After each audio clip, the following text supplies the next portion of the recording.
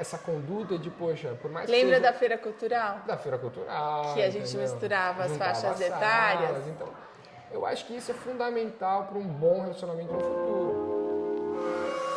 Bruno, que delícia ter você aqui. A gente, nesses percursos de 50 anos, eu tenho tido o privilégio de reencontrar os alunos, os ex-alunos. E aí, quando confirmou que você viria, eu estava pensando aqui, a sua família, você é o segundo filho de 3. E o seu pai foi um dos pais que ficou mais tempo no SEB, porque ele ficou, acho que você estava me dizendo, 25 anos por aí. sendo pai do SEB, né? Então a sua irmã entrou bebê, depois a gente já conheceu na barriga e o Pietro a gente conheceu na barriga. Conta pra gente o que você tem feito da vida, o que aconteceu com você depois que você saiu do SEB. Bom, hoje eu sou profissional de educação física, né, formado, graduado, atuo diretamente com um programa de treino individualizado, então hoje, a grosso modo, personal, atendendo clientes voltados para a melhora da saúde. Então hoje eu defendo na minha área o exercício como compromisso básico de uma vida mais saudável, tanto nos aspectos físicos, sociais e até psicológicos, né? Então hoje o exercício, eu brinco com os meus alunos que não é mais negociável. Então uma hora ou outra vai chegar a conta e vai falar assim, ó, eu preciso fazer exercício por bem ou por mal, mas eu tenho que fazer por questões de saúde no geral.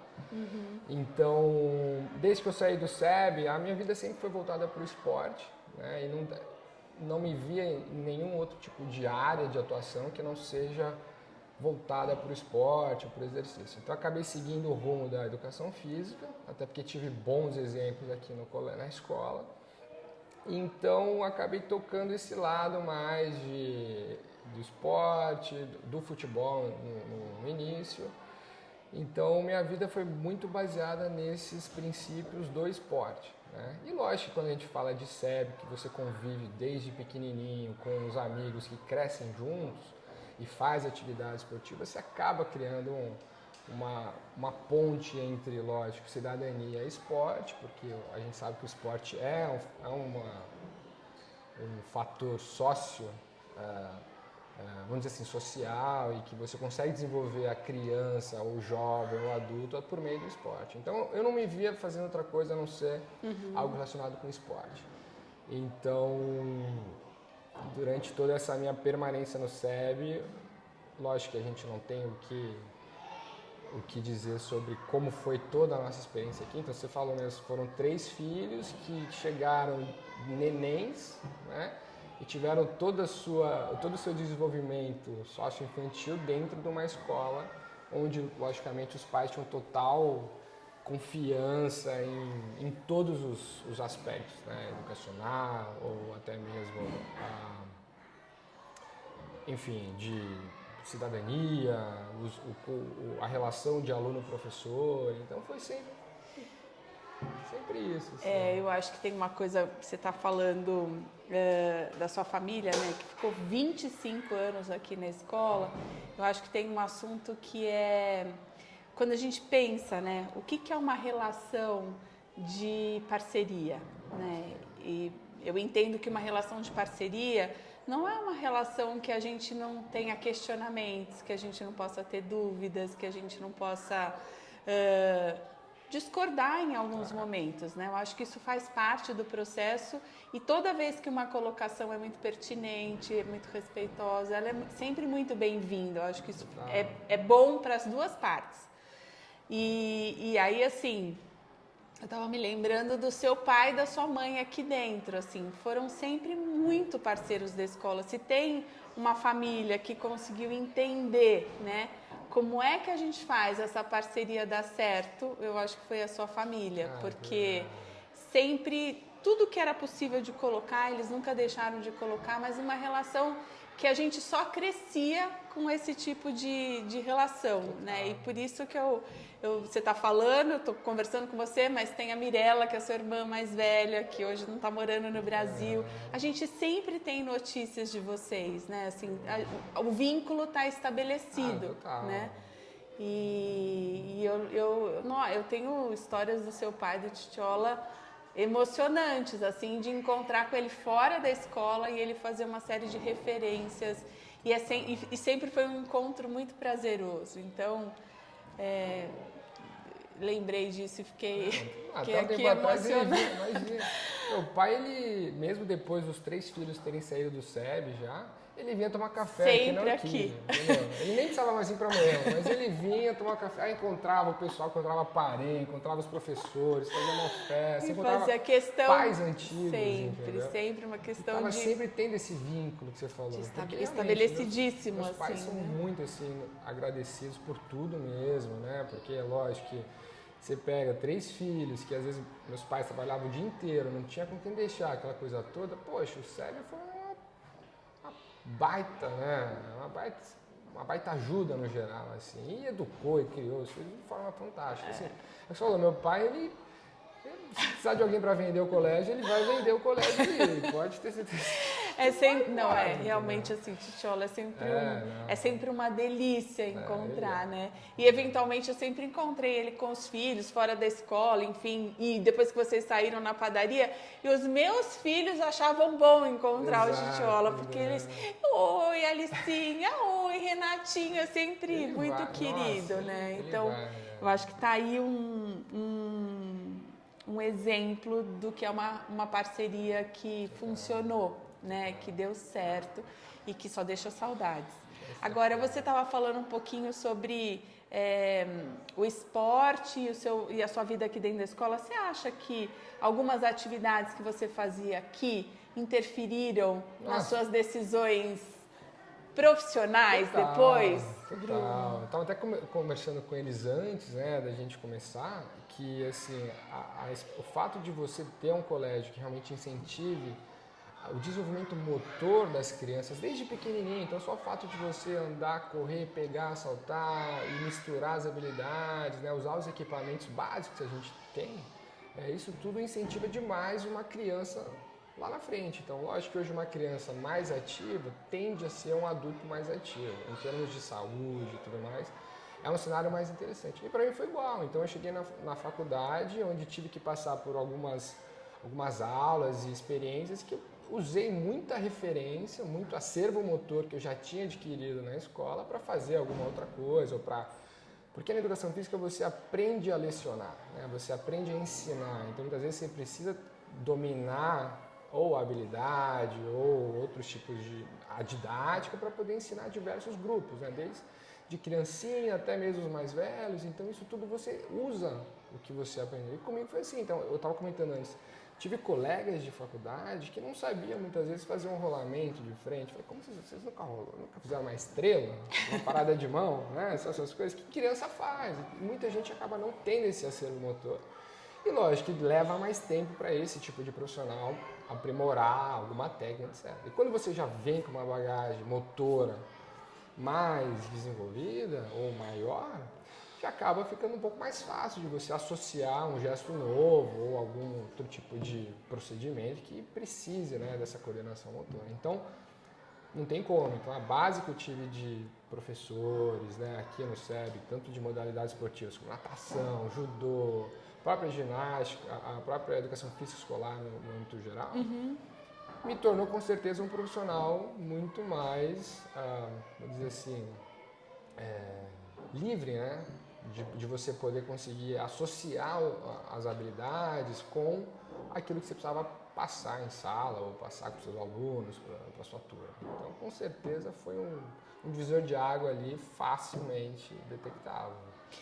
Eu acho que você está falando uma coisa que às vezes eu acho que todo educador deveria ouvir, né, com a atenção que você está dizendo, porque a gente vive hoje num momento que tudo né, o que vai acontecer depois, o que vai acontecer, e o vestibular, e onde que tudo isso vai dar, né?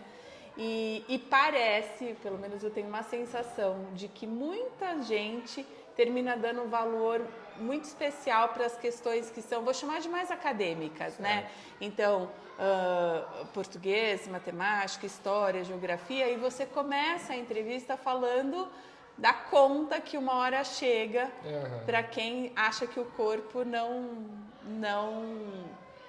não precisa ser tão Exato. cuidado quanto o meu desenvolvimento cognitivo, né? Assim, o que eu sei de português, o que eu sei de matemática, o que eu sei. E hoje é uma coisa que me preocupa, assim, de ver, por exemplo, toda a parte de corpo, às vezes sendo deixada de lado no ensino médio, enfim. Por quê? Porque não tem espaço no vestibular. Né? Não serão, essas habilidades não vão ser avaliadas no vestibular. Então a gente termina deixando numa fase super importante da vida uma preocupação de movimento para a gente cuidar de um outro assunto que vai chegar bem pertinho. E você está trazendo uma reflexão que, assim, para aquele momento exato, talvez algumas outras áreas sejam mesmo as que a gente tenha que trabalhar, mas a gente só tem aquela idade naquele momento da vida e depois algumas coisas ficam mais difíceis de serem recuperadas, né? Então, interessante o que você falou, que reforça, eu acho que isso é uma coisa para a gente adulto, para a gente educador pensar como é que a gente valoriza um pedacinho de cada diária, né, que faz parte da vida dos alunos. Eu acho interessante isso, porque isso eu vi de perto, assim, a partir do momento que você consegue associar, às vezes, um gosto de um aluno, por exemplo, a gente vai ensinar biologia, e na biologia a gente tem a parte de fisiologia e tudo mais. E quando você está estudando vestibular, eu não sei como é que está hoje, tá? Mas quando na minha época, você fazia umas associações muito distantes da realidade do aluno. Então, se você tem um aluno que, por exemplo, faz academia, que normalmente hoje em dia os jovens tendem a fazer mais cedo academia, você consegue aplicar esses conceitos de força, de velocidade, de física em questões práticas, até mesmo no esporte. Então, às vezes, se o professor tiver um pouco de sensibilidade, de dar um exemplo, trazendo um pouco mais para a realidade, e não tipo, um trem sai do ponto A para o ponto B numa velocidade média e tal. É uma coisa. Agora, se você trazer, se você vai estar numa academia, você vai levantar um peso X, e você precisa fazer não sei quantas repetições, qual que é a carga total de trabalho, sei lá, por exemplo, entendeu? Se você vai calcular um sprint numa Olimpíada, num trecho de 100 metros, com um atleta que consegue percorrer em tal tempo. Então, talvez fique mais interessante para aquele aluno que tem uma associação com esporte, por exemplo, entendeu? Então, isso é muito interessante, porque realmente isso você só consegue ter, às vezes, com a sensibilidade dos educadores, né, que hoje já mudou muito. Eu vejo na minha época do ensino médio, por exemplo, que às vezes eu viajava na aula de física, eu falei, meu, como assim o corpo cai do 10º andar? Né? Entendeu? Mas tipo, se fosse alguma outra associação, tipo, pô, beleza, aí fica mais fácil você entender. Mas eu concordo plenamente que hoje, querendo ou não, está cada vez mais em evidência que o exercício ele ajuda muitas vezes o trabalho cognitivo. E vejo que nesse encontro que eu tenho tido a oportunidade de ter com os ex-alunos, uma série de coisas que a gente fez quando vocês eram bem pequenos, a gente está tendo a oportunidade de olhar para vocês adultos e ver o que aconteceu, no que deu, né? Então você está trazendo um assunto que é um assunto, puxa vida, né? Que bom que a gente teve a oportunidade, tem, porque o SEB valoriza isso, né? De ter espaço para cada parte poder acontecer, né? E não só para a gente trabalhar com as diferentes áreas, mas de vocês se verem nessas diferentes potências, né? Talvez o outro que a questão do esporte não tenha sido tão importante, ele não deixou de trabalhar o corpo dele. Exatamente. E foi seguir um outro caminho e talvez o corpo faça parte no momento da saúde, né? Das questões emocionais e tudo mais. Então, você falou uma coisa que é bem legal. Mas que mais? Quando você pensa assim, hoje, nessa sua vida, você trabalha individualmente, né? Estou entendendo? Eu trabalho individualmente e em grupo, né? Então, assim, hoje o treinamento que eu atuo é o treinamento individualizado. Então, normalmente eu com um cliente, né? Um aluno, um paciente que seja, e você trata esse seu aluno de forma única. Né? Então, você acaba tendo que entrar um pouquinho mais na rotina do teu aluno, o que ele faz, se ele trabalha 8 horas sentado, se ele não trabalha, se ele levanta ou não levanta, como é que é a rotina, para você conseguir trazer, né, a programação ideal para aquele tipo de aluno. E também em grupo. Então, assim, quando você fala em treinamento em grupo, existe uma necessidade de você saber organizar os seus alunos, porque logicamente cada aluno é um aluno, não dá para você padronizar total cada um. Então você acaba tendo que ter essa relação com eles. E é diferente. Então, se você hoje, um professor, no meu caso, se você não se comunica bem ou de forma clara, ou que você realmente domine um pouco mais e tem essa sensibilidade de tratar você da forma que você precisa ser tratado e talvez uma outra pessoa que tem um perfil diferente do seu, para trazer junto, para você conseguir trabalhar esse aluno. Porque muitas vezes, se você não consegue identificar os perfis de clientes que você tem, no meu caso, aí você acaba se perdendo, porque você trata um de um jeito, mas na verdade ele está esperando outra coisa de você. E aí você vai tratar o outro de outro jeito e na verdade ele está esperando uma coisa totalmente diferente. Então, existe sim esse trabalho de sensibilidade que você só adquire convivendo, né, com pessoas. Então, você tem diversas experiências, quando você cresce você tem diversos tipos de amigos, cada amigo pensa de uma forma diferente e tudo mais, e você sabe lidar. Com a Marta eu sei lidar assim, eu entendo como é a Marta, com o Renato eu entendo. Assim, isso vai só agregando conhecimento para o professor, no caso, para você conseguir, conseguir gerir bem os seus clientes e até mesmo ter sucesso naquilo que você faz. Porque se você não se preocupa em respeitar o limite, talvez, do seu cliente, com certeza é uma pessoa que não vai ficar com você o resto da vida, entendeu? A gente falou de um ponto que foi, você até acha que a sua vida na escola com os esportes influenciou nas suas decisões de profissão. E aí você está falando agora de toda uma estratégia, né? Porque é de estratégia que a gente está falando, de uma estratégia como profissional para atingir um objetivo que é seu, em relação a cada um dos seus alunos. Esse seu jeito de trabalhar hoje e essas coisas que você está dizendo que valoriza, ou seja, pensar numa estratégia que seja para aquela pessoa. Você falou de ter uma escuta atenta, né? Não é um programa igual para todo mundo e não adianta eu aplicar qualquer coisa sem saber como é que é a vida dessa pessoa. Que outras coisas que você acha que você teve a oportunidade de experimentar na escola que você acha que influenciaram as suas maneiras de se relacionar com o grupo ou com um aluno especialmente? Eu acho que o que me marcou muito nesse ponto foi o fato de você ter contato com alunos de outras séries, né? Então, por exemplo, aqui a gente eu não lembro direito, mas 7 da manhã e saía às 7 da noite, né? Tinha horários que cada sala tinha os seus compromissos, então tinha horário de aula que cada e nos horários à tarde, eu não sei se ainda existe, mas no nosso HE, né, horário de estudos? Existe. Tem. Então a gente juntava. A Carmen foi sua professora? A Carmen foi, eu não cheguei a ser da sala da Carmen, eu acho, mas ela já estava. A Carmen está aqui ainda. A Carmen está ainda. Está aqui. Demais, depois eu vou falar com ela. E foi justamente isso, né? O fato de você, nesse momento de estudo, ter contato com outras séries, você acaba tendo nessa socialização, não vou dizer obrigatória, mas assim, que você, aquela pessoa é do 8º ano, do 9º ano, né? Então você consegue... Você está falando dos horários de estudos que tem alunos de diferentes idades, diversas idades. Esse era um dos pontos, horário de estudos, que é um negócio um pouco mais, né, vamos dizer assim, mais obrigatório, formal, que você tem que fazer, tá, que é importante. E, em contrapartida, no resto do dia, quando termina as atividades oficiais, entre aspas, da escola, você ficava na escola com contato com outros alunos. Então, enquanto meu pai não chegava para me buscar, às vezes eu estava jogando bola com um aluno da 3ª série, da 5ª série, então você estava trocando essa experiência. Então você acaba, eu falo por mim, você acaba tendo essa conduta de, poxa, por mais que Lembra seja... da Feira Cultural? Da Feira Cultural. Que a gente misturava as faixas etárias. Então, eu acho que isso é fundamental para um bom relacionamento no futuro, porque você consegue entender que, poxa, às vezes, aquele aluno é mais novo que você, ele está em outro momento da vida escolar, mas que você vai trabalhar junto, entendeu? E se ele tem alguma dúvida ou alguma dificuldade, normalmente o aluno mais velho tende a ajudar, né? Então, acho que esse espírito de realmente de família, né?